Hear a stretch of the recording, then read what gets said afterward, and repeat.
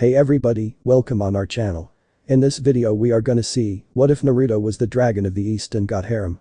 Part 1. Huge shout out to Feeruk for this story. If you are new on the channel, don't forget to subscribe our channel and like the video too.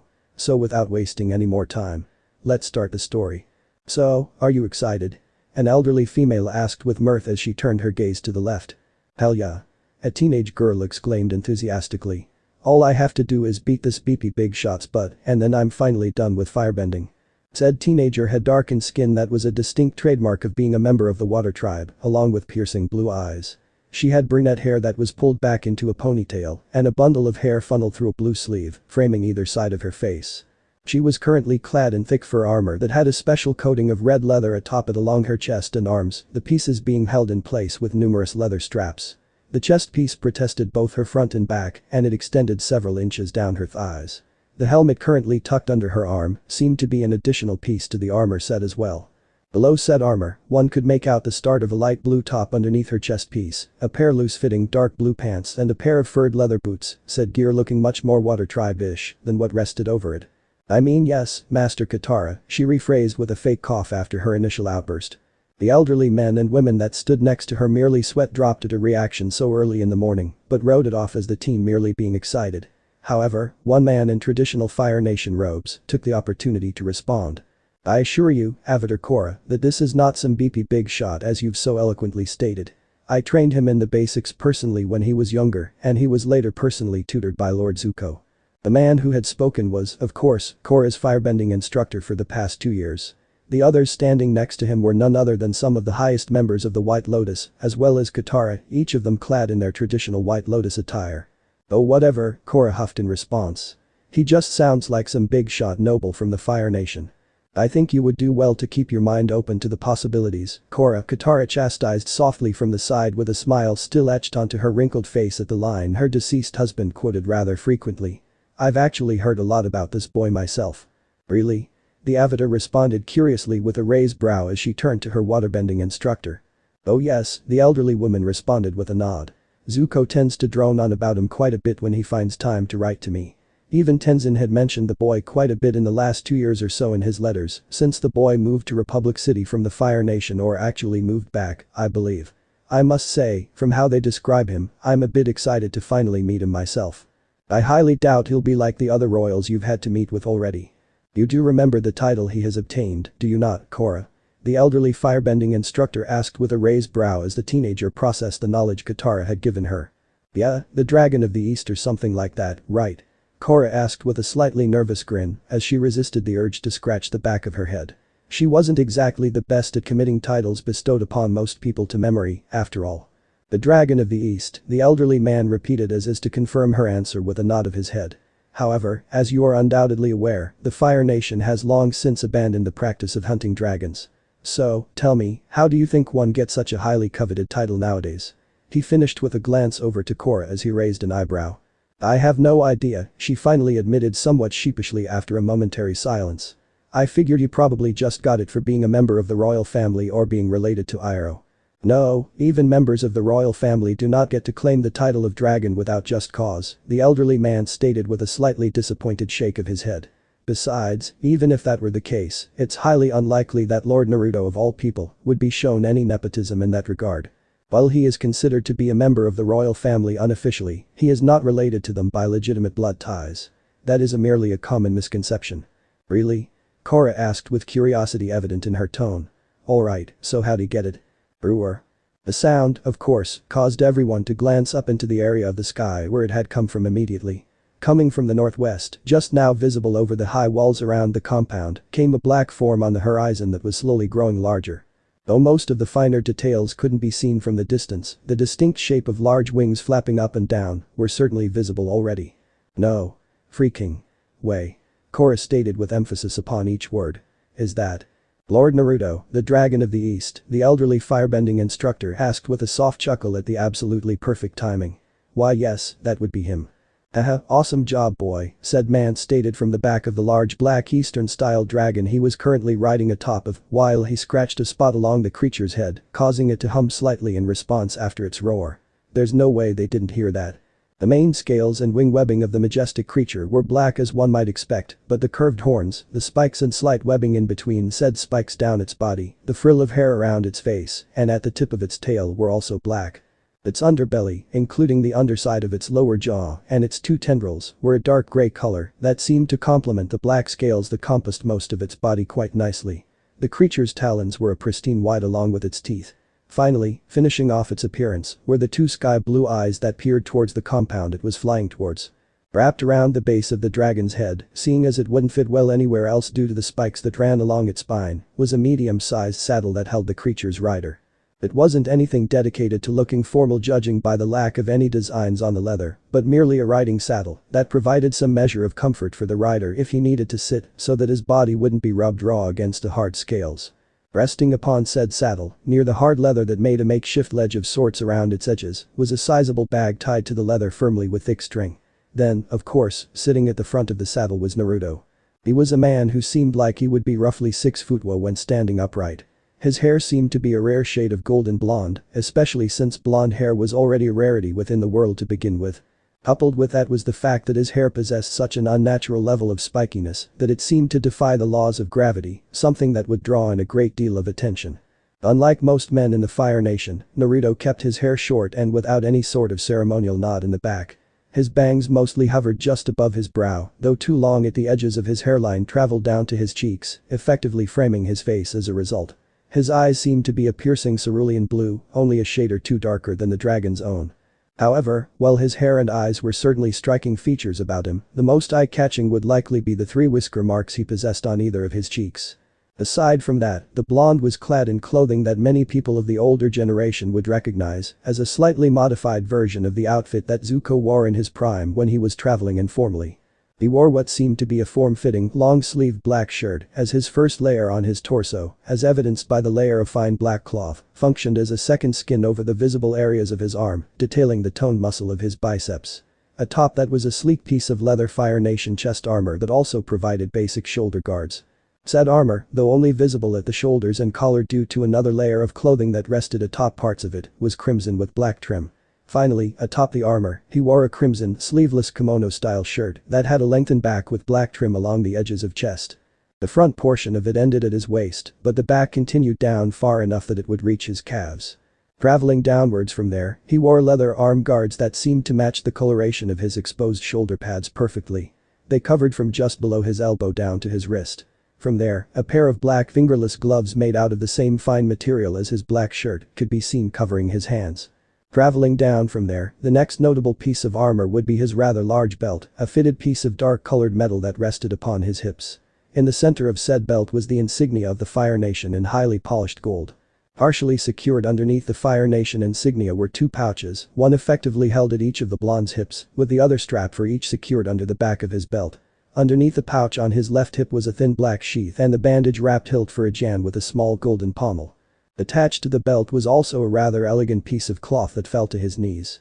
The centerpiece fell between his legs and was crimson in the center with black trim to match the coloration rest of his armor. 2 smaller pieces of similarly colored cloth then framed the piece with small flame patterns on the side closest to the centerpiece. This cloth, while mostly worn for appearance's sake, also served to ensure that the elongated back of his kimono didn't swing completely in front of him to impede his movement in any significant way. Beneath that, he wore a pair of loose black pants without any sort of decoration, though they were mostly hidden from view by the cloth that hung from his belt, as well as his greaves. Said greaves, going with the theme already made, were primarily crimson with black trim within the center and at the ankles. Finally, finishing his ensemble was a simple pair of black shoes, though they were without the curved tips that most people from the Fire Nation seemed to wear.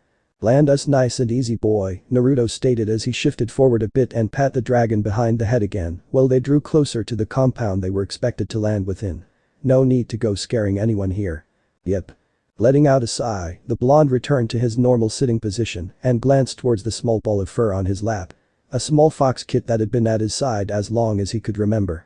It was weird enough that it was a creature rarely ever seen of within their world. Weirder still was the fact that it hadn't grown an inch since that day, despite having been fed quite well. However, the weirdest fact about the creature by far would have to be the 9 distinct tails that swished behind it, as well as its oddly human-like front paws. The fox possessed orange fur save for the black markings that traced around its eyes and led up into its inner ears. If anyone were to look close enough, they would also see that the creature possessed crimson-colored eyes with a black slit for a pupil, an ominous sight if ever there was one. All things considered, it was a very unique creature. Naruto had even gotten countless offers to buy the fox to likely try to breed him or treat him as a prized possession, just as he had for the creature he was currently riding upon. However, the two creatures were as much a piece of his identity as a piece of his body was, and he wouldn't part with either of them if someone were to offer the world to him on a silver platter. "Quiet you," Naruto stated as he playfully ran a clothed hand over the creature's head. "No yipping this early in the morning."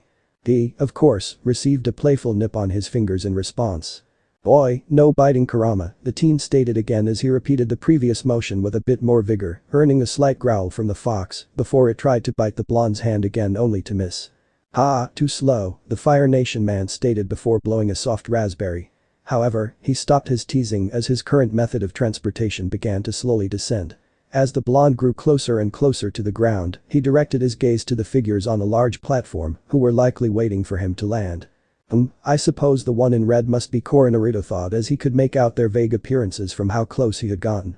Slowly, a grin crept across his face until it was full-blown and showed off his pristine teeth. This should certainly be fun. Slowly, the dragon continued its descent until it made its landing.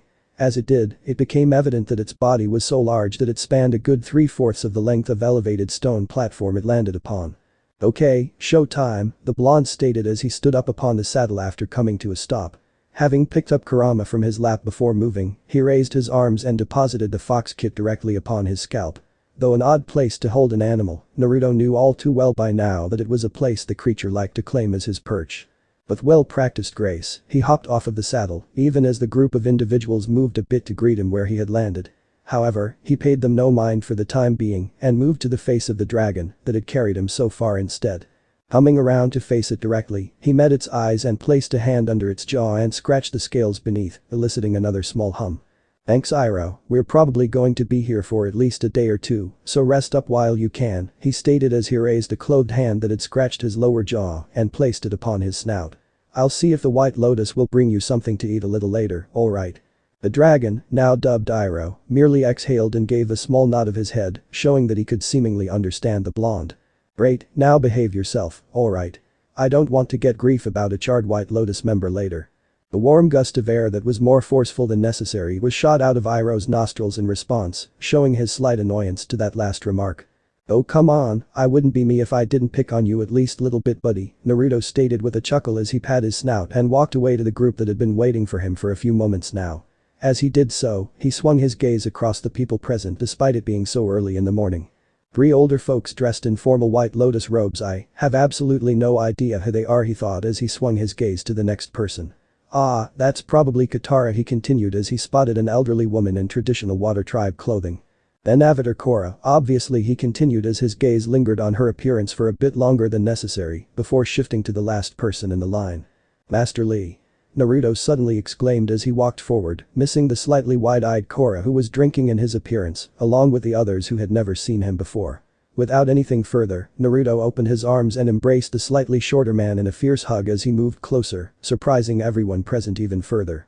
"It's so good to see you again," the teen finally stated as he relinquished his hold on the man and took a few steps back. "As it is you, Lord Naruto," the man stated with a bow. "No, no, no," Naruto stated as he reached a hand forward to the man's bowed forehead and pushed him back up to his standing position. "No lord stuff and no bowing. You know that I hate those sorts of things, especially from you of all people. I see that the past few years haven't changed you very much, Councilman Naruto," the elderly man stated with a faint smirk upon his lips at seeing the blonde's eye twitch in response to his altered but no less accurate title. "Regardless, thank you for making the trip here.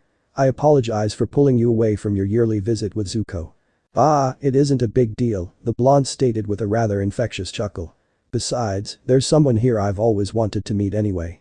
At this, Korra stood a bit straighter and prepared to greet him properly, but found herself genuinely surprised when he walked directly past her and stood in front of her waterbending master.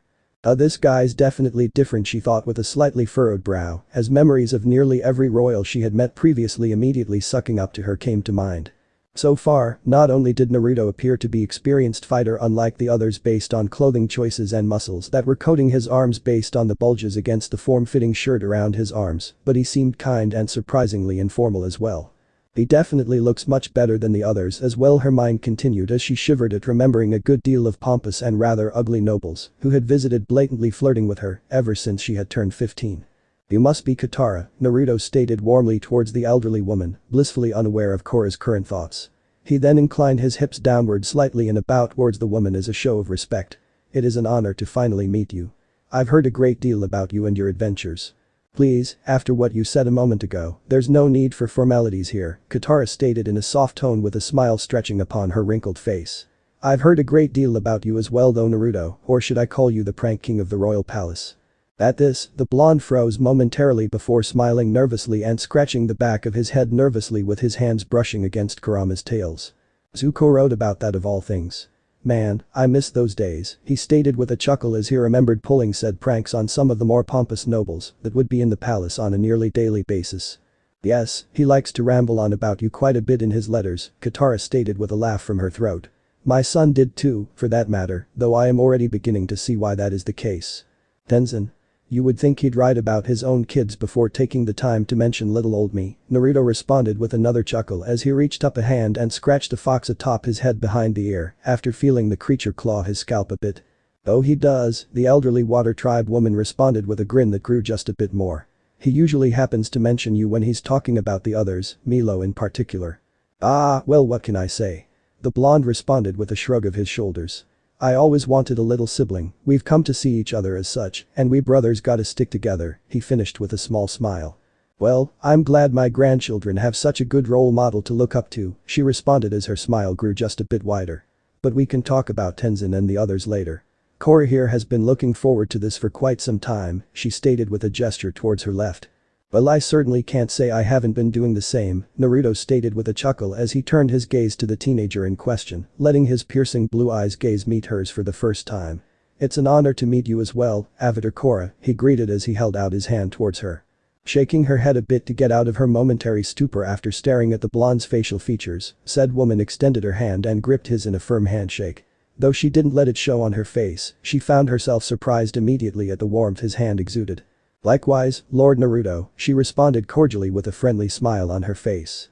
Ooh, please don't be like Lee and use the stupid title, Naruto stated somewhat childishly after taking his hand back and running it down his face in an exasperated fashion. I'm not Lord Naruto, I'm not Councilman Naruto. I'm just Naruto. I hate all my freaking titles, he finished with a grumble. Alright then, Korra responded after a moment with a grin as she started to get a proper feel of his personality. I won't use your title if you don't use mine, she offered in compromise. Though she was certainly accustomed to people calling her by said title since it had been with her for nearly her entire life, she didn't particularly like to hear it used when it wasn't necessary. Fair enough, the blonde stated after a moment with a small nod of acknowledgement towards her. I'm guessing based on your gear that you're ready for our little spar then. Yes. The avatar stated eagerly as she moved her helmet from under her arm to over her head, taking only a moment to adjust her hair so that her ponytail was securely slipped through the hole in the back of it. I want to get to airbending already, so let's do this. Korra, Lord Naruto has likely had a long flight to arrive here so early at our request. Perhaps you should allow him to have breakfast first.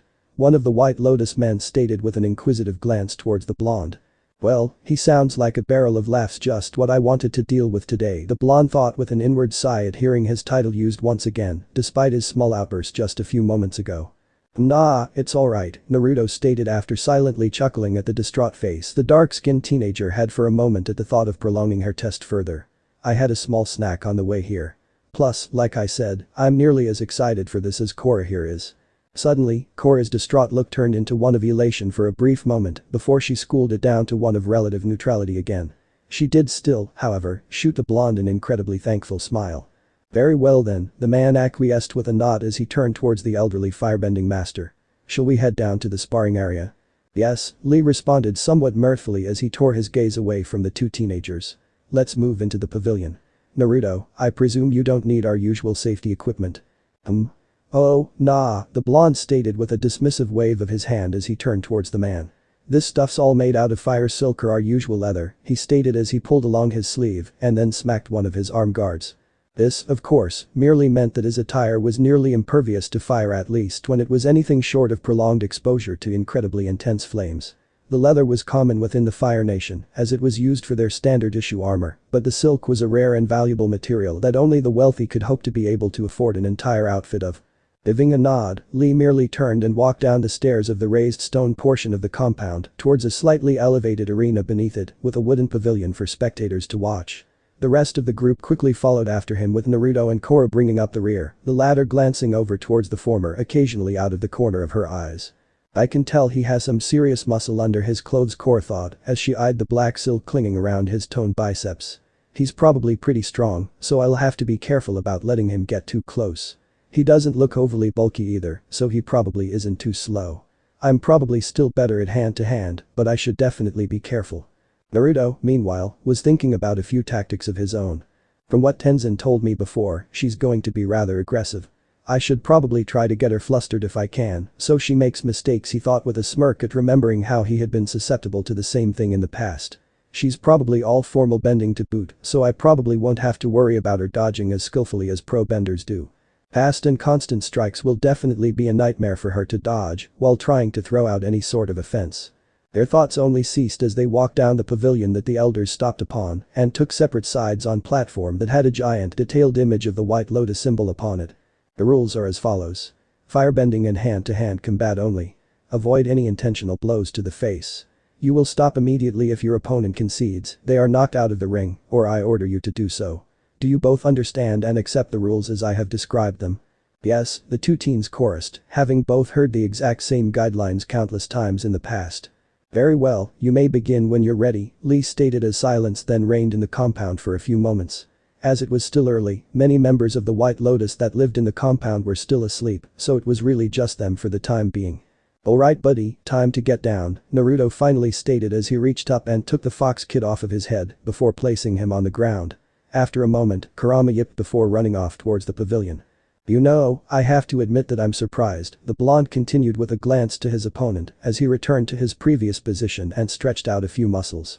Younger women usually go nuts when they see Kurama before trying to hug him to death.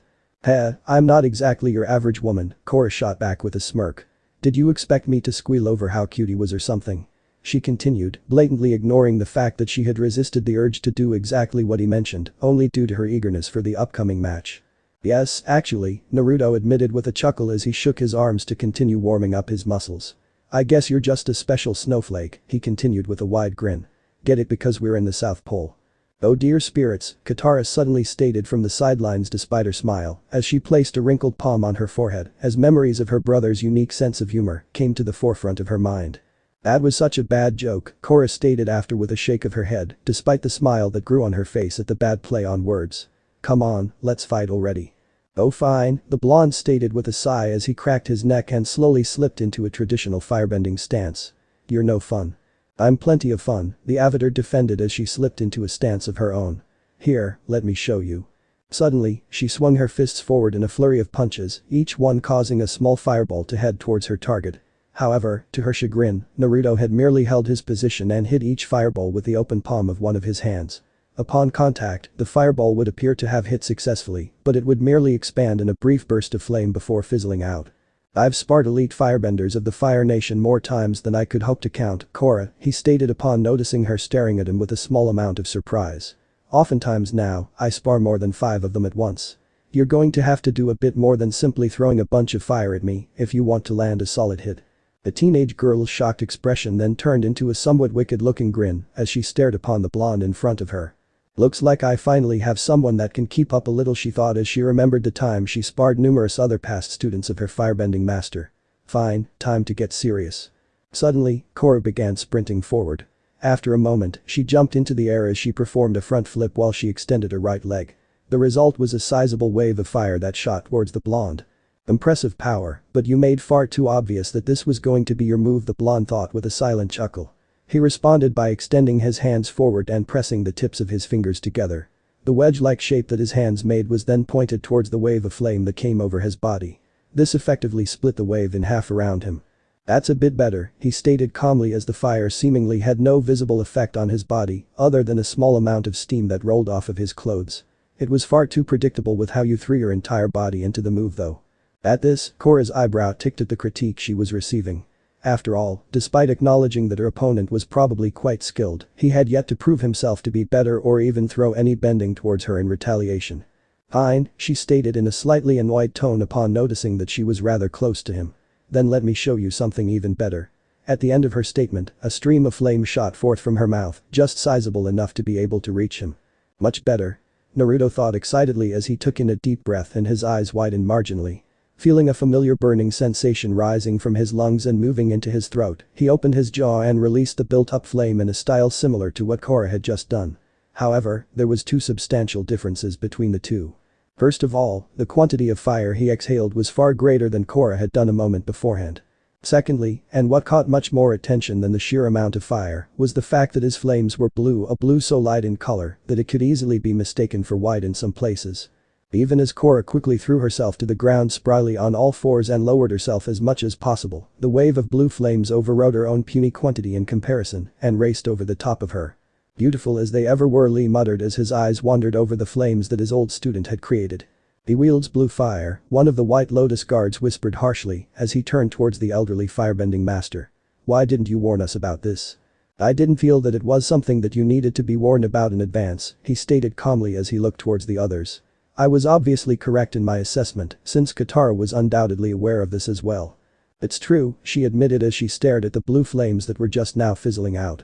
"Zuko wrote to me a lot back then about how he discovered a boy who wielded blue fire like Azula did. However, while blue flames burn more intensely than their counterparts, I'm convinced that Naruto wouldn't harm Korra intentionally in any way. There is no need to be concerned." "But the Avatar's safety is at risk here," the other man whispered. "This could be too dangerous for her to handle." "It is the duty of the Avatar to overcome any obstacle they may face," Lee stated firmly as he gazed at the other two men and the White Lotus woman who had yet to make her opinion known. "Dealing with a friendly spar when the opponent wields blue fire could very well be the least of her problems in the future. We have the best healer in the world here in case Korra is hurt in any way. This will also be a good learning experience for her, since she has rarely found any obstacle she struggles to overcome. I must insist that this be allowed to continue." "I'm inclined to agree with Master Lee and Master Katara," the final, female member of the White Lotus group stated after a lengthy pause. "The young man doesn't strike me as the type of person to intentionally hurt her short of what a spar permits, and this will likely be a good learning experience as Master Lee has stated. While it is our duty to protect the Avatar, we must not coddle her either. We have permitted other less trustworthy nobles to visit and spar with her for this purpose, and I do not believe that this should be an exception." The two men of the White Lotus looked a bit disgruntled at the idea of the match continuing, but turned their eyes back to the battle regardless of that fact. Korra, still in shock at what she had seen, merely turned her gaze up to the blonde in front of her after the flames seemed to fizzle out and the intense heat that had been traveling above her died out. "Blue fire," the Avatar thought in momentary awe. "That was way too close," she continued as she distinctly felt sweat drop down her neck despite being in the South Pole. "Now that's what I'm talking about," Naruto exclaimed happily as he interrupted the teen's thoughts, his voice not sounding the least bit altered despite the flames he had just spewed from his throat. "Unpredictable, powerful, and rather quick to boot. Nicely done. You've definitely turned the heat up a notch." An eerie silence then reigned over the clearing, the only sound being a fleshy slap from one of the elders in the pavilion that face palmed. "Edit, because we're firebending," the blonde finally elaborated with a laugh. "Man, I'm on fire today." Another fleshy slap from the pavilion echoed over the clearing, though the sound of Katara letting out a small laugh could also be heard. "You are really bad at making jokes," the Water Tribe girl responded seriously as she cautiously stood and reassumed her stance. "Hey, my sense of humor is awesome," Naruto defended vehemently before he shook his head with a sigh and slipped into a basic stance again. "That aside, I guess we should be back to it." Nodding, Korra took in a calming breath through her nose as she shut her eyes momentarily before opening them again, revealing a slightly calmer and more collected look than what she had possessed beforehand. Suddenly, however, the blonde smiled and changed his formal-looking stance into something akin to a boxing stance as he bounced on the balls of his feet. After a moment, he swung out a quick jab with each hand, sending a small blast blue fire towards the Avatar's chest. Though the speed at which her opponent had sent the fireballs towards her was quicker than initially expected, Korra quickly countered, merely pushing herself to the right to avoid them. They had been too fast to give her a chance to counter with any firebending of her own, so it was her instinctive reaction to merely dodge instead. However, even as her eyes locked onto Naruto once again, he was in the middle of another set of brief swings that sent flames towards her, two more quick jabs, and a slim wave of flame that was created by kicking his foot up and bringing it back down. Korra let out a slightly audible growl as she dodged once again, pushing herself back a bit as she did so to give her some space to counter his quick moves if she needed to. As she did, she extended her right foot and swung it in a semicircle along the platform floor, sending a horizontal wave of flame towards the blonde's feet. Having seen what was coming, Naruto merely hopped over said flames and performed a spinning kick while in midair, the motion of which sent another wave of flame towards the avatar's chest. Letting her brow furrow, Korra retaliated by quickly shoving both of her fists forward, shooting another large wave of fire towards the blonde that overwhelmed the small wave he had sent and continued forward to where he would land. However, to her chagrin, the moment the blonde's feet even so much as grazed the ground, he spun his body out of the way of her blast of flame. Even this proved to be a motion that wasn't completely wasted, as when he spun back to face her his fist shot out and threw a sizable blast of blue flame towards her that was quickly followed with several more. This is fucking ridiculous, the Water Tribe teenager thought in a moment of frustration as she continued to dodge and counter the blasts for several minutes afterwards in a never-ending string of back and forth. He isn't actually giving me a chance to go completely on the attack. He just dodges my bending like it's nothing. The only way I'm going to actually have a chance to hit him is to get in close again and try to beat him there. Looks like she might finally be thinking of a plan, the blonde thought in the meantime, as he let a smirk rest on his face as he thoughtlessly threw his flames around like a pro bender would. He was leaving out the more complicated maneuvers he knew for the time being, merely interested in pushing the teen into showing what she knew rather than trying to win the spar. Well then, let's see what you've thought of to beat me, Korra. Suddenly, amidst the dodging she had done previously, Korra used her arms to block some of the small bursts of flames he had thrown her armor, steaming a fair amount after protecting her from the flames. With an audible grunt, she jumped into the air and unleashed 2 kicks of flame towards the blonde. Without a thought, of course, Naruto swirled out of the way of them, just as he had done several others, before noting that she was now running towards him with a rather intense expression on her face. Opening his hand, he spun around completely and unleashed a small torrent of his blue flames from his palm towards her. Korra, however, merely charged through them after putting her hands in a wedge shape and moving forward. After emerging with nearly her entire body now having steam rolling off of it, she continued forward with a rather predictable haymaker from her right arm. Smirking a bit wider at the show of aggression, the blonde merely ducked and let the blow pass over his head. However, as she took in a deep breath and attempted to draw her arms back in what was obviously supposed to be a powerful firebending maneuver, he quickly extended his arms and locked up her hands with his own before she could actually go through with it from point-blank range. "You're rather reckless, you know that?" Naruto questioned with a bit of strain in his voice as the two quickly found themselves engaged in a brief test of raw strength while pushing against one another. Throwing a lot of fire at that range would have backlashed and hit you too. "Why does everyone say that I lack restraint?" Korra grunted from between her teeth in momentary shock as she exerted her full effort to overpower the blonde in front of her with raw strength. From up close, the sweat running down her brow was quite evident to anyone who would bother to look. "Because you risk hurting yourself just to win a spar," the blonde responded while letting out a grunt of effort. After a moment, his smirk from before returned even as the exertion on his body was still evident by how his brow furrowed slightly. "Still, I can respect that," he stated loudly as he pushed forward a bit harder, slowly pushing the avatar back as she tried to push against him even harder. Suddenly, while still pushing heavily against her blonde opponent, Korra found Naruto's hands ripped out of her own. Immediately afterwards, she felt herself stumbling forward as the heavy resistance that she had been pushing against suddenly vanished. Even as her eyes widened and she stumbled slightly from being put off balance, the blonde quickly bent down and swept at her legs, causing her to face plant onto the ground beneath her with a solid thud. "That's enough," came the call from Master Lee, who was still in the pavilion. "Naruto is the winner." "I can't believe this," the teenager on the ground thought as she kept her head facing the ground beneath her. "He beat me with such a simple trick. What in the hell, Korra, you're better than this." She continued as she lifted her neck up a bit, only to allow her helmeted face to fall again and impact the ground a few times. "You should think about incorporating your waterbending movements into how you evade until you learn a bit of airbending," a voice offered from the side, prompting her to turn her head enough to see the blonde who was now squatting next to her. "You'd save a lot of otherwise wasted movement that way. Aside from that and being too aggressive for your own good, you're quite skilled." "It was a good spar," he finished with a warm smile towards her. "Thanks," Korra responded after a few moments before giving a small sigh. "I guess I can work on it since it'll be a while before I work on airbending," she continued before she pushed herself up to her feet. "What do you mean?" Naruto asked as he stood upright with her and his head beeped slightly to the side. "Fire should have been the last element you mastered before air, right?" "Yeah, but Master Lee said that I'd have to beat you before I mastered firebending," the young avatar responded somewhat dejectedly. "I didn't actually expect you to be so much better than the other guys he had me fight before." Ah, I see he's still a fan of that old trick of his, Naruto responded with a chuckle. Upon noting his fellow teen's questioning look, he decided to elaborate as they walked back towards the pavilion where the elders were waiting. He once told me that I'd have to beat 10 elite firebenders at once before he would say that I mastered firebending. 10 elite firebenders, Korra asked in momentary shock, knowing that people belonging to that particular group had exceptional mastery of firebending, aside from a select few others, such as the Fire Lord. She could probably take 2 or 3 at once with strictly her own firebending skills, but the idea of taking on 10 at once seemed absolutely crazy even for her. MMHMM.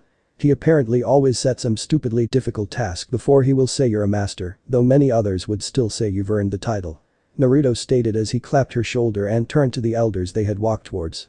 Isn't that right, Master Lee?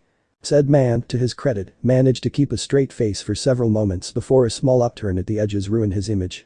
I suppose that's true, Master Naruto, he responded with a slightly larger smile as Korra turned towards the blonde with a dropped jaw. Do you actually beat 10 elite firebenders at once? Yes I did, the blonde chirped with a reminiscent smile as he squatted down to pick up Kurama from the pavilion floor. I don't ever intend to do something like it again if I can help it, but it was a good challenge at the time. As he finished, he moved the fox up to his scalp where he spun around a few times before laying down over his spiky locks once more. To answer the question I have a hunch that you'll undoubtedly ask me, he continued after a moment as he turned towards Lee. The sole fact that she can use dragon's breath should tell you all that you need to know. I think she's more than ready to move on. The only large problems I saw was that she seemed overly aggressive, or lacked restraint as it were, and needed to incorporate the other elements into her movements. These are things that would likely be best taught while she learns airbending. Are you so certain she is ready to move on? She didn't appear to do so well during the spar, Lee asked somewhat sadistically, as he found himself thoroughly enjoying the sight of various emotions flickering across Korra's face. Oh please, you know as well as I do that if it would have been nearly anyone else in that ring instead of me, that Korra would have likely won easily. She is ready to move on and master the rest of firebending on her own time, Naruto claimed as reached a hand up and scratched the fox behind one of its ears absent-mindedly. So Korra asked eagerly from the side, her body language allowing anyone to spot the obvious enthusiasm from a mile away. I believe that she is ready, Katara stated softly from the side as she looked at the 2 teenagers in front of her. If there is anyone who can teach her what she needs to learn, especially about the spiritual side of being the avatar which she still needs to learn, it's Tenzin. I suppose I believe she is ready as well, Lee stated with a small smile tugging at his lips. I have known fantastic firebenders that would have been blasted out of the ring in moments against Naruto, even with him holding back a fair amount. To have managed to fight against him for a few minutes, even if it was mostly just dodging and countering, is certainly commendable. I believe we're inclined to agree after that display, the most outspoken of the White Lotus members stated after glancing at his comrades. Very well then. It is time to begin your airbending training, Korra. Yes. Finally. Korra shouted while jumping up into the air. After she landed and noted the deadpan expressions that were directed at her, however, she gracefully schooled her expression and let out a fake cough into her hand. I mean, thank you all for believing in me, she stated with a traditional bow before slowly turning with a wide grin and running to a different part of the compound, her day having been made with the news of finally being trained in the one element she had yet to even access properly. Well, Naruto began as he watched the teenager run off with a smile on his face, she was certainly just as lively as everyone told me she would be. Yes, Lee stated with a soft chuckle now that his student had left the area. Lively is certainly a good word to describe her most of the time. That's certainly true, Katara stated from off to the side with a somewhat wistful smile on her lips as she stared at the blonde. Then again, I imagine you could relate to that rather well. Ahaha, maybe a little, Naruto admitted somewhat sheepishly as he scratched his cheek and averted his gaze off to the side. He kept it there for a few moments before he gave a long sigh and redirected his gaze back towards the woman. Fitting descriptions of my personal life aside, however, I have some business I need to get out of the way with Chief Tonraq while I'm here. If it isn't too much trouble, might I be able to have an audience with him before we move on to more pleasant topics of conversation? Upon seeing his quick shift in seriousness, the elders, sans Lee, let their eyebrows raise a few inches upon their faces as they stared at the teen. Zuko certainly wasn't exaggerating when he said you were a lot like Sokka, making terrible jokes one moment and diving headfirst into politics the next, Katara commented with a small smile tugging at her lips again at the comparison of the two. In response, the blonde's lips twitched upwards into a small smile of his own. It is an honor to be compared to one of my personal heroes, he stated with a slight bow as he struggled rather obviously in keeping his facial expression relatively neutral. At least he isn't around to hear you say something like that, the aged waterbending master stated with a soft laugh. He would have let that go to his head and ego rather quickly. However, I suppose I shouldn't delay you any longer with my rambling. Come, I'll escort you to see Tonraq myself. Several minutes later. So, is this your first time in the South Pole? Katara's aged voice questioned softly as she walked along the sculpted path to Tonraq's hut alongside the blonde firebender. Ah, it is indeed, he responded with a curt nod. I've always wondered about what it was like here, but I never had a good opportunity to visit before now. Really?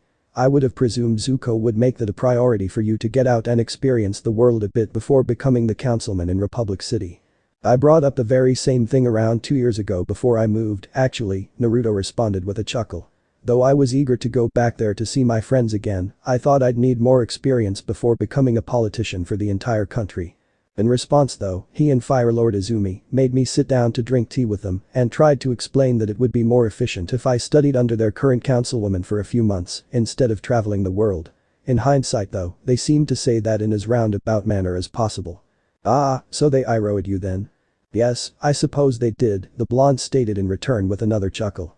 Zuko was rather fond of using that particular method to try to teach some big lesson to me, and it seems his daughter picked up the habit as well. It was only when Lady Mai sat me down and explained it that I learned it was also his uncle's favorite way of teaching him. Oh, it truly was from what I understand, the waterbending master said softly with a wide smile on her face. Iroh and Aang would sit and chat for hours on what few occasions they had free time together, that is. Yes, from what I've heard of both of them, it seemed like the two would get along famously. Oh my, yes. In fact, though many people don't know this, I think Aang got along better with Iroh more than even Sokka, Toph, or Zuko. They were always so like-minded, especially when it came to the problems of the world. That isn't so surprising, all things considered, the blonde stated thoughtfully. Zuko did always say that Aang wasn't his favorite amongst your group, even if they did get along famously. Oh? Katara asked with a raised eyebrow as she turned her gaze towards the teen. Who was it then? I wonder, Naruto responded while turning to meet her gaze with a sly smile on his lips. A few moments passed where their gazes lingered on one another before Katara let out a laugh from deep within her belly as they approached their intended destination. Oh yes, I can certainly see why Zuko and Tenzin praise you as a councilman. You give me just enough to bait me into the conversation and then leave me wanting more. Quite skillful, young man. Quite skillful indeed. Ah, perhaps I'm not quite as skilled as you praise if you caught me so easily, the blonde offered in return. When you get to be my age, it's a bit easier to pick up on such things, the aged woman responded kindly. For one so young, I can tell that you hold incredible potential. Yes. A voice rang out from the igloo the two bending masters were approaching. The voice, while partially muffled, was distinctly female and could belong to none other than the Avatar herself. Well, someone's excited. Korra has always been particularly excitable about anything relating to airbending. Seeing as she tapped into the other three elements incredibly easily, I'm sure you could understand why that is. Before the blonde had time to respond, a water tribe woman standing a bit over 5 feet tall came out of the front of the igloo with her eyes closed while lightly rubbing her temples. After a few moments, she opened her eyes only for her face to light up in surprise at the sight in front of her. Katara. She greeted warmly as she quickly walked forward and embraced the elderly woman in a hug. After pulling away, she shot her gaze to Naruto for a moment before returning it to the waterbending master. Not that I mind, but what are you doing all the way out here? It's good to see you too, Senna, Katara greeted kindly. This, she began with a wave towards him, is Councilman Naruto from Republic City. I'm sure Korra has no doubt filled you in on what happened earlier. Ah, yes, she's celebrating, the woman stated with a soft smile as echoes of Korra's muffled voice came from inside the hut. You'll have to forgive my daughter, she can be a bit rough in her spars from what I understand. It's quite alright ma'am, I've dealt with far worse in my time, the blonde responded with a soft smile of his own. Yep. Yeah, I'm getting to you, Naruto stated with a slight huff as Senna's eyes darted up to his hair and her smile grew wider at the sight. After a moment, he reached up and took the creature from his scalp and cradled it in his arms. This little demon is Kurama, and he can get rather upset when not properly introduced, he continued as he pushed his arms away from his body to hold the fox out towards the water tribe woman. Well, aren't you a little cutie, Senna cooed as she placed both hands on the creature's cheeks before rubbing its head affectionately. You can hold him, if you'd like. Without any hesitation, the small fox was nearly torn from his hands as Korra's mother swept the creature into her own arms and continued to coo at him as one might a newborn baby. I take it this happens often. Far more often than I would like to admit, the blonde responded to Katara with a chuckle. That's why I was actually surprised when Korra didn't do the same thing. I see, the waterbending master stated with an amused smile. She'll probably be distracted for quite some time if the normal reactions are anything to go off of, Naruto stated after a moment's pause. You're probably right. Let's head on inside, I imagine you're at least a little cold by now in those clothes. Not at all, actually, Naruto responded as they moved into the igloo without knocking or any other signal to their entry. I've been told that my body burns at a slightly hotter temperature than most, and these clothes actually cover me pretty well. Katara merely glanced at him for a moment before quickly averting her gaze and shaking her head with a slight huff. Firebenders and their body temperature. By now, thankfully, the sounds of Korra yelling enthusiastically had come to a halt. However, it also meant that the brief conversation between the two bending masters was easily overheard. Katara, is that you I hear? A masculine voice called out from the next room over in the large igloo before its owner strode inside of the main living quarters. The man was tall, standing at eye level with Naruto himself. Wearing traditional water tribe robes and with traditional darkened skin, the man also had a rather broad frame. His dark hair was pulled back into a simple ponytail for the moment and his eyes immediately fell onto the blonde male in the room as soon as he registered the foreign presence. Tonraq, Katara greeted warmly while also putting a name to the man's appearance. It's nice to see you again after so long, she continued as she walked forward before quickly being pulled into a hug. Just as it is you, Katara, he replied kindly before his eyes honed in on the other man in the room. However, it seems you've brought me a visitor. I have, she confirmed with a curt nod before gesturing towards the blonde. This is Councilman Naruto from Republic City. At this, the chief of the Southern Water Tribe merely raised his brows in a moment of genuine astonishment as his mouth hung slightly agape for a moment before he quickly closed it back up. My apologies, Councilman, he finally stated after clearing his face of his evident surprise. I'd heard about your age, but I didn't honestly expect someone so young. Please, don't bother with my titles, Chief Tonraq, the blonde stated casually, while still maintaining the serious expression upon his face. As for my age, I get that sort of reaction at least once a week, so there's no harm done. Very well, Naruto, was it? I assume since you had Katara escort you here that you're here to speak to me about something. Indeed, the blonde confirmed with a nod. I've been asked by Fire Lord Izumi to negotiate an agreement to allow some Fire Nation vendors to come in for your Glacial Spirits Festival later this year, if you aren't completely opposed to the idea. Upon hearing the initial idea, the chief's brows rose once again as his eyes widened somewhat comically before he schooled his expression once more. I'm sure we can work something out, he stated while trying to contain his glee at the prospect of how much money and trading Fire Nation vendors could pull in for the tribe at the festival. I use this next room over to keep my papers in. If you'd like to step inside, we can talk over things. I imagine this might take quite some time. Unfortunately, I feel you may be right, Naruto stated with a chuckle as he turned towards Katara and bowed. Thank you for escorting me here, it was greatly appreciated. Oh please, it was no trouble at all, Katara responded in a warm tone. I assume you will at least be staying overnight to rest. Most likely, he responded as he let out a loud breath. I get the hunch that this will take a while, and Iroh has flown from Republic City to the Fire Nation Palace and then to the South Pole in the last 5 days. He needs to rest for at least a day. I will ensure there's a room for you at the White Lotus compound then. It's the very least we can do for you since you came all this way, even if it was for some business of your own. Ah, thank you for your hospitality then, he stated before turning back towards the large man in front of him. Shall we then, Chief Tonraq? After you, the man stated as he brushed aside the hanging skins that helped keep heat in the rooms of the house, ushering him inside before following after him. 8 hours later. I hate being a councilman, Naruto muttered to himself as he strode back towards the White Lotus compound with Kurama atop his scalp once again. The past long and grueling 8 hours had been spent detailing the potential agreement between the Fire Nation and the Southern Water Tribe, as had been expected. However, the sheer abundance of details that needed to be hashed out was so tremendous that he and Tonraq had skipped over an entire meal to get the work finished as quickly as possible. Yep. Sigh. I swear, you're no help sometimes, the blonde muttered out again as he reached the gate of the compound. The sun was finally beginning to fall in the sky, painting it a rather beautiful orange, his favorite color, and he had to pause for a moment to take it in. After that though, he promptly moved inside the compound and towards the large housing area that was kept near the back. Naruto? A familiar, excitable voice questioned that caused him to snap back to reality as he was crossing the large stone platform in front of the large wooden housing unit. As he turned, his eyes immediately locked onto the form of Korra and Katara, standing together a fair distance away from a small group of White Lotus guards. Hey Korra, he greeted with a slight wave before raising it to his mouth to stifle a yawn. What's going on?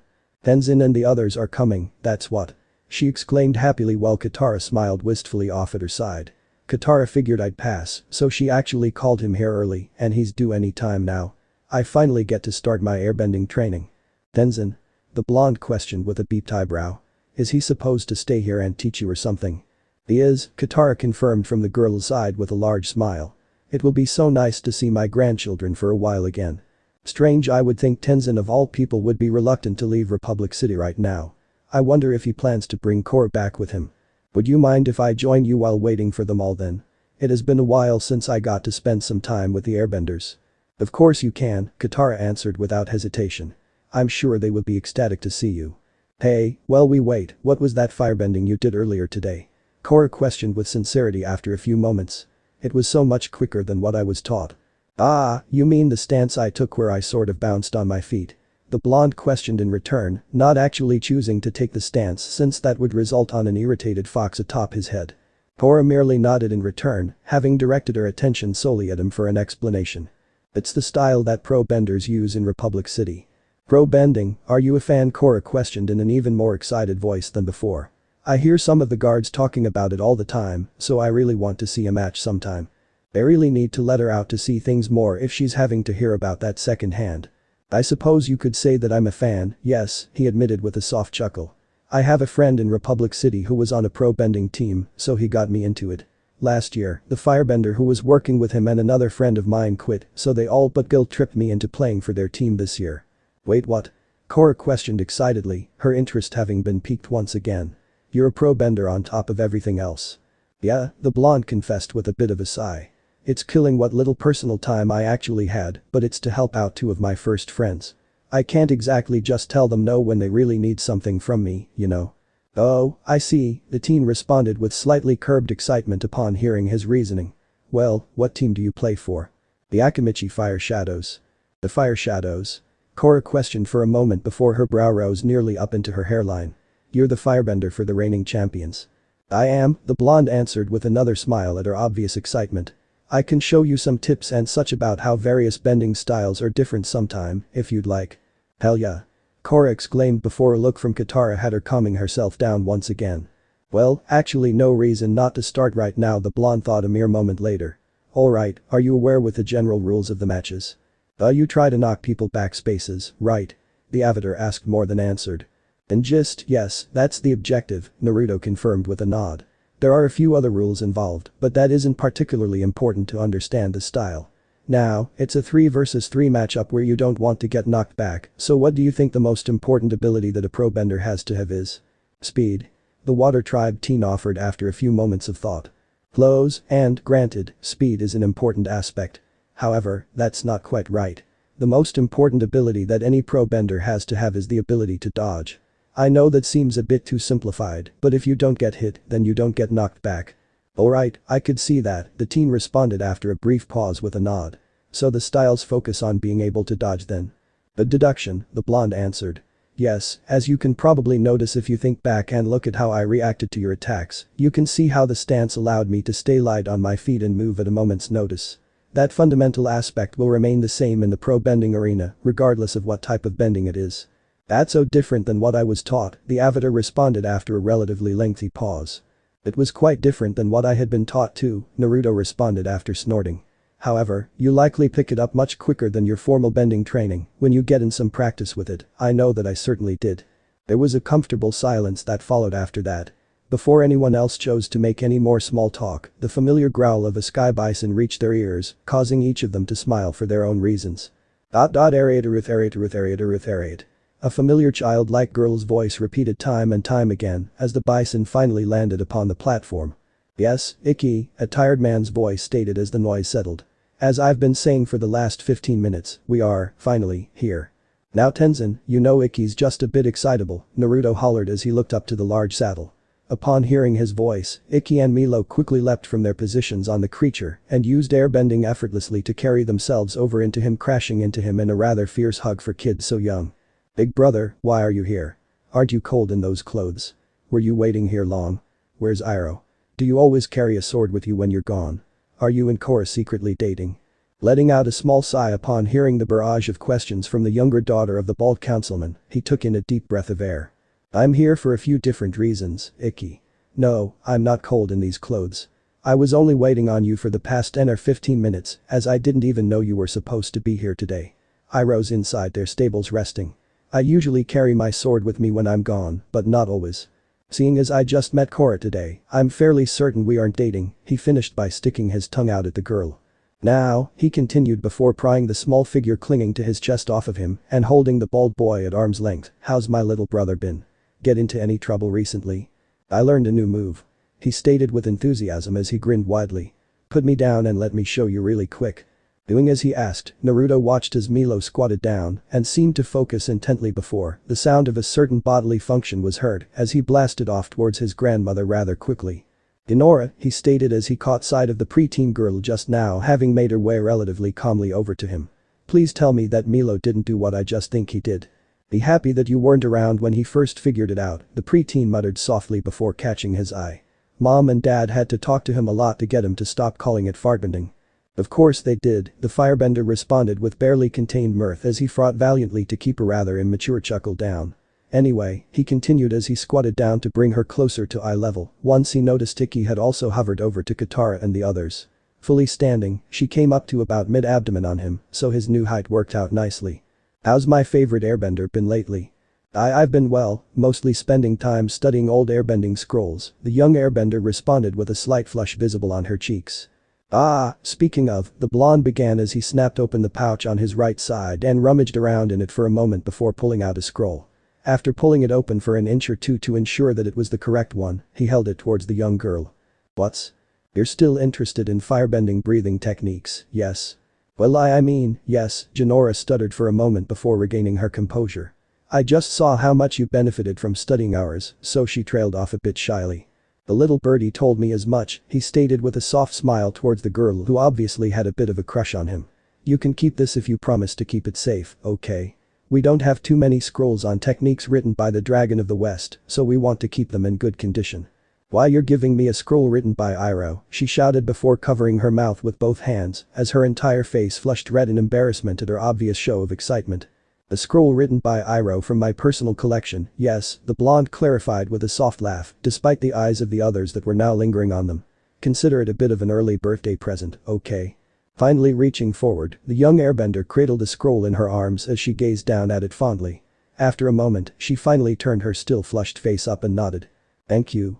You're welcome, Naruto responded with a wide grin, unintentionally making the young girl's face flush just a bit more. Now, we should probably go chat with your parents and see what's going on.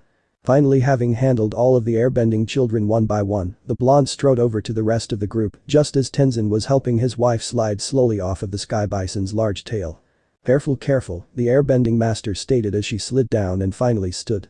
Tenzin, stop dotting on me, the woman huffed out in a slightly annoyed tone. I'm just pregnant, not some helpless damsel in distress. She was stopped from continuing, however, as Katara came up and quickly wrapped her up in a gentle hug before placing her hands gently on her enlarged belly. The baby is quite strong, I sense another airbender in the future, the aged waterbender stated, without noticing the suddenly stricken face that Pima made. Ouch, sorry Pima, Naruto stated, finally drawing the attention of the woman and her husband entirely towards him. All I want is just one non-bender that doesn't blast wind in my face every 5 seconds, she said with a sigh before shaking her head. Oh well. It will be alright, dear, Tenzin stated kindly before pecking her on the cheek from the side. Councilman, he stated as he locked gazes with Naruto, not that it isn't nice to see you again, but what are you doing here? My official business here is done Tenzin, no need to be so formal, he stated with a chuckle. To sate your curiosity though, Korra's firebending instructor brought me in to spar her, and I had to propose and formalize an agreement with Chief Tonraq. I honestly didn't even know you were coming here until around 10 or so minutes ago. I see, the tall man stated as he visibly relaxed at hearing the news, that's good. You need to relax, my friend, Naruto stated with a small smile. Dealing with the council, managing your children, and helping your pregnant wife has you too stiff. I know, but it's just so difficult to find time to get away, he trailed off before lifting his head and noting the figure that was lurking a fair distance behind his mother. Korra. The teenager in question quickly walked forward with a grin on her face as she stood before the tall airbender. Look at you, he stated fondly as he quickly ran his eyes up and down her figure, you've grown into quite the young avatar. Master Tenzin, she greeted formally with a small bow. I can't tell you how happy I am to see you. I'm so excited to start my airbending training. Yes, well, the man responded before turning his gaze away sheepishly as he raised a hand and rubbed the back of his neck. Korra obviously caught the gesture and began to look at him and the others somewhat suspiciously. You're going to have to tell her sooner or later, Pima offered from her husband's side as she gently rested an arm on the crook of his elbow. You aren't staying, Katara suddenly stated more than asked as she noted the lack of any of their meager belongings. No, I'm afraid we're not, the airbending master stated with what was obviously a slightly pained face upon hearing his mother's disappointed tone of voice. We're only staying for the night, then I have to return to Republic City. But I know, Korra shook her head in confusion. You're supposed to move here to teach me. I'm sorry, Korra, but your airbending training will have to wait. No way she's going to let it end. With just hearing that, the blonde thought with an inward sigh as he caught a rather devastated expression. I'm calling it right now. 45 minutes later. So, how long until you're able to start teaching me? A few days, a week, a month? Korra asked while everyone sat down to eat within the White Lotus compound. Called it, the blonde thought with inward applause for his deduction earlier about the issue not being resolved. He was currently seated between Milo and Jinora, the former stuffing his face, while the latter was calmly petting Kurama, who was curled up comfortably in her lap. But honestly, maybe much longer than that, Tenzin stated at the head of the table after he set his bowl of water tribe noodles down. I don't understand why you can't start teaching me. Korra, I have a responsibility to Republic City, and the situation there is very unstable right now, he stated with a quick glance towards the blonde.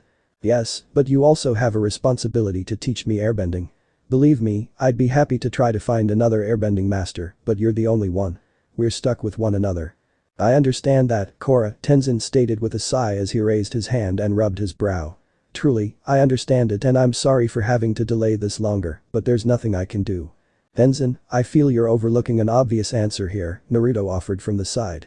As all attention at the table turned to him, he shrugged his shoulders in a nonchalant fashion before offering the answer. Why not just bring her to Republic City? That's perfect. Korra nearly shouted with joy as her eyes lit up. Absolutely not. One of the elder White Lotus members stated as he smacked his hand off of the table. Republic City is far too dangerous. Avatar Ong tasked us with keeping you safe. No, Elder, Naruto stated as he narrowed his eyes slightly at the man. Avatar Ong tasked the White Lotus with helping future avatars achieve their true potential, something that was certainly understandable given the difficulty he had doing so. By forcefully keeping her here, even though I am aware as to why, he caught Tenzin's eye for a moment at that before continuing, I feel that you are failing in that very task. Korra sent him an appreciative gaze at that, though the other adults in the room save for Pima and Katara gazed at him rather harshly for hinting at information they still desire to keep hidden. I highly doubt Ong would want me locked up here like a prisoner, the Water Tribe teen added on with a quick glance towards Tenzin. I know this is difficult to accept, Tenzin began with a sigh as he could already imagine what the reaction to this would be, but now is not the right time for you to come to Republic City. I'm sorry, Korra, but the answer is no. Fine, whatever, Korra stated shortly afterwards with a frustrated growl as she quickly stood and walked out of the dining room. As the door slammed shut significantly louder than usual, the two elderly men gave out another sigh. You are foolish to keep her away from this, Naruto stated with his gaze directed towards the airbending master as he slowly pried Kurama away from Jinora and stood up himself. I know your views on the matter, but as I said, Councilman, he bit out slightly more harshly than he usually would, she isn't ready. Then allow me to leave you on this parting thought, Councilman, he stated harshly enough to cause people sitting at the table to wince at his tone. No one in their right mind would have considered your father ready to face the Fire Lord when he did, but he still accomplished it because it was what the world needed at the time. I'm aware you're trying to protect her until she's prepared for what she's going to face, but keeping the Avatar locked away in a compound for years is hardly the way to prepare her for dealing with Republic City or the world in general. This was met by silence as Tenzin and the White Lotus Elder let their shoulders droop slightly. Even Pima, Katara, and the children, though not the target of the slight venom in his tone, looked slightly chastised. Seeing as no one made a move to say anything in their own defense, he calmly strode out of the room and closed the door softly behind him. Whether that was more impactful than Korra's slam or not was up for debate. Well, that was different, Pima stated after a few moments to try to diffuse the tension in the air that was still there despite the blonde's departure. I don't think I'd ever seen Naruto upset before. The subject of the Avatar is touchy with him, her husband responded softly after a few moments. He and the leaders of the Fire Nation are in agreement that we shouldn't have been holding Korra here like we are any longer. Anytime he wants to bring it up in conversation, I usually speak with him privately so you wouldn't have to see that.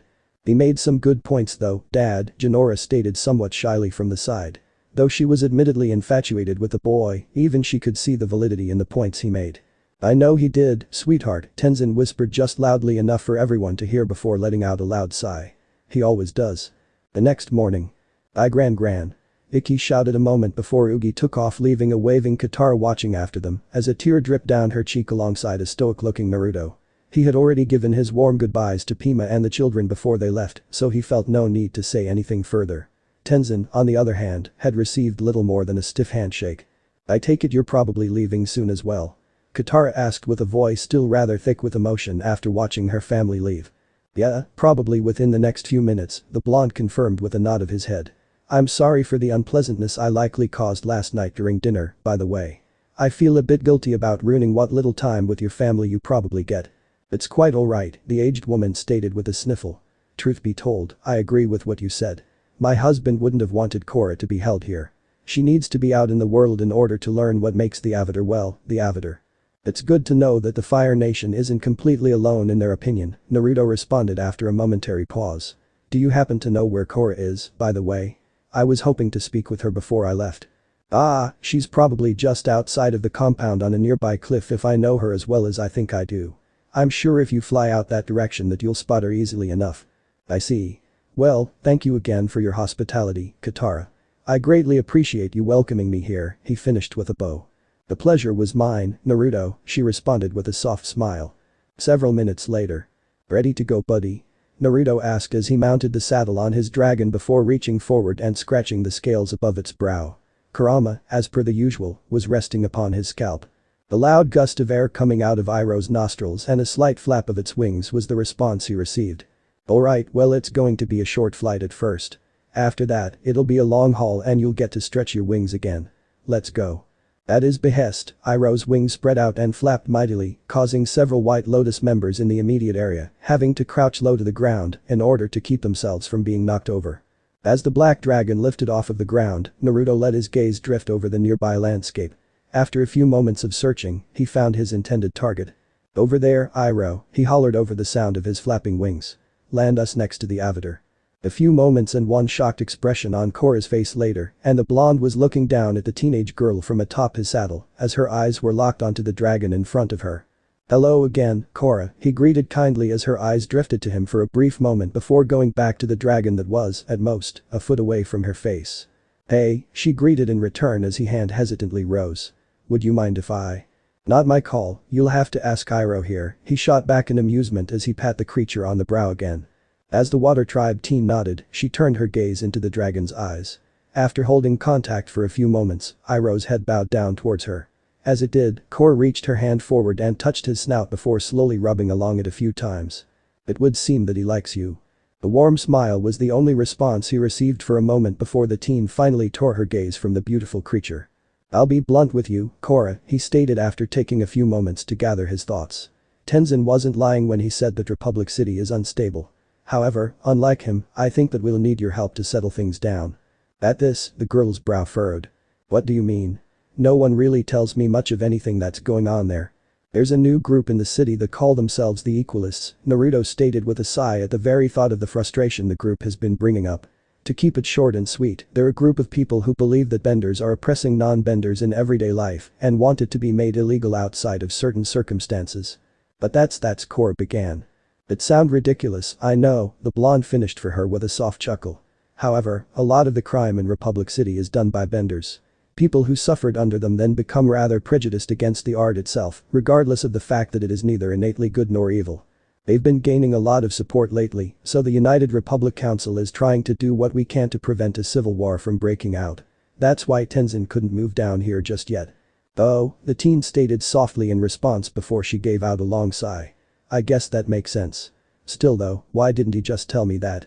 Well, I don't know for certain, I presume he merely wants to protect you. Of course he does, the brunette huffed. What about you then? Korra questioned after a brief pause. As I said, I think that we need your help to ultimately resolve the issue. As the only person in the world that can manipulate all four elements at once, you could easily be classified as the ultimate or most powerful bender in the world. I think if the people of Republic City saw the Avatar standing up for them once again that this nonsense about benders subjugating normal citizens would be easily resolved. I see, Korra responded with a somewhat solemn expression on her face.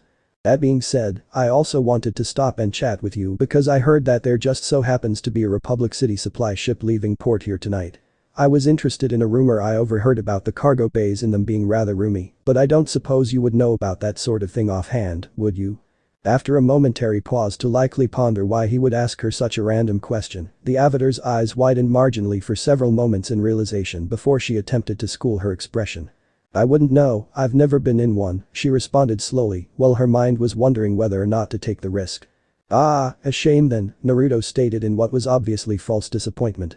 I'm told that the South Pole has pretty lax security around their ships at night, so I had thought you might have been in one before. Sorry to disappoint, the avatar replied in a monotone as her mind was obviously elsewhere. Don't worry, it's no big deal, the firebender replied as he waved a hand in front of his face, as if to dismiss the apology. I'll leave you be though, as I can see you have something you're working through. I hope to see you in Republic City sometime soon though, Korra. Yeah, Korra stated thoughtlessly again for a moment before she shook her head and she drifted back to reality. Yeah, I hope to see you there too. Yep. It seems Kurama is of the same opinion. Until then, Naruto stated with a smile before giving nod of his head towards the girl. Let's go, Iroh. Running forward and diving off the cliff without further prompting, Iroh's wings quickly caught the air and drifted them home towards Republic City. End chapter. So this part ends here. If you want to see next part of this series, like the video now and share the story with your friends. Bye bye.